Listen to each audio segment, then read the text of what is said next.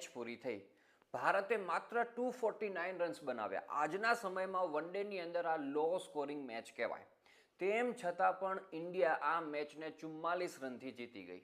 શું આવી જ વસ્તુ આપણા સીવીપીડીની અંદર પોસિબલ છે? તો હા, શ્યોર છે.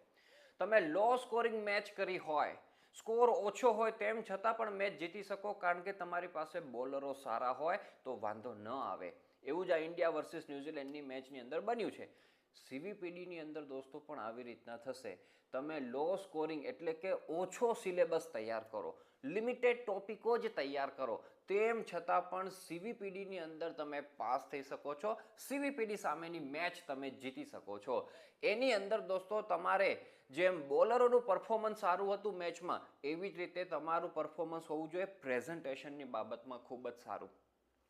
લિમિટેડ સિલેબસ તૈયાર કરો અને ખૂબ જ સારી રીતના પ્રેઝન્ટેશન સાથે તમે પેપર લખો તો સીવીપીડીની અંદર પાસ થવાના ચાન્સીસ ખૂબ જ વધી જતા હોય છે.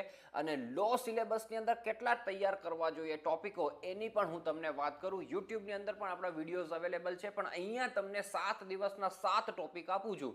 એટલું તૈયાર કરો તો પણ વાંધો નહીં આવે. એમાં લોરેન્સ સિરીઝ છે, મોબિયસ ટ્રાન્સફોર્મેશન છે, રેસિડ્યુ, કોચી રેસિડ્યુ થિયોરમ છે, કોચી ઇન્ટિગ્રલ થિયોરમ છે, સીએફ અને પીઆઈનો ટોપિક છે.